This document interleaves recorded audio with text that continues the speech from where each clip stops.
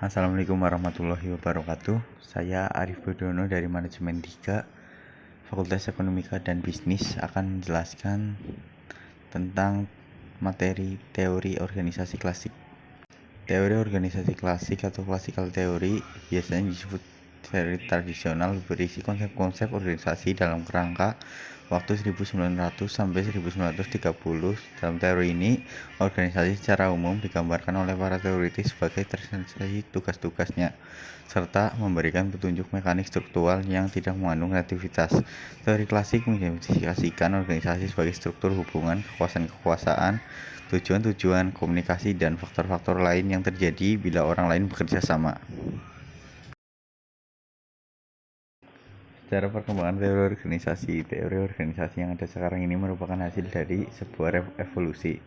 Selama beberapa dekade, para akademisi mengkaji dan menganalisis organisasi. Organisasi ini pun mencerminkan suatu pola perkembangan yang kumulatif, sehingga beberapa teori telah diperkenalkan dari waktu ke waktu. Ciri aliran klasik. Aliran klasik mengembangkan prinsip-prinsip atau model universal yang dapat digunakan pada semua keadaan. Organisasi dijadikan sistem tertutup yang diciptakan untuk mencapai tujuan yang efisien. Terutama aliran klasik adalah efisiensi dan mekanitis. Teori klasik bersifat tertutup dan perspektif bersifat rasional. Menurut pengikut aliran organisasi klasik, adanya suatu organisasi formal yang sangat bergantung pada 4 pokok, yaitu kekuasaan, saling melayani, doktrin atau rumusan tujuan organisasi, disiplin. Teori klasik berkembang pada 3 aliran yang dibangun dengan dasar yang sama. 1. Teori birokrasi Weber, manajemen ilmiah dari Frederick Wilson Taylor. 3. Prinsip administrasi dari Henry Fayol. Teori birokrasi Weber. Teori ini ditemukan oleh Max Weber dalam bukunya The Spirit Protestantinic Kapitalisme. Birokrasi menurut Weber bersifat rasional. Organisasi ini legal karena wewenangnya berasal dari seperangkat aturan, prosedur, dan peranan yang dirumuskan secara jelas. Pelakunya tidak hanya diperlakukan terhadap sebagai pelaku dorongan, tetapi sebagai pembuat karya. Organisasi birokrasi sangat menarik sebab menampakkan pentingnya pendekatan paling efisiensi untuk mengawasi pekerjaan yang diberikan karyawan dengan jumlah objek yang besar. Fungsi birokrasi. Spesialisasi birokrasi menggunakan spesialisasi untuk mencapai peningkatan produktivitas. Birokrasi adalah rencana untuk memajukan kemampuan kerja secara spesialisasi.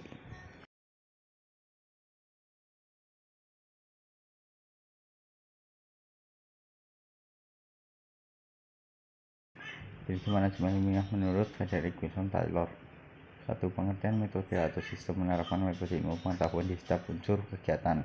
2. Seleksi dan pelatihan antara pekerja dengan cara ilmiah. 3. Kerjasama antara manajemen dan buruh untuk menyelesaikan tujuan pekerjaan yang sesuai dengan metode ilmiah. 4. Pembagian tanggung jawab yang lebih merata di antara manajer dan para pekerja, itu pihak pertama sebagai perencana atau survive.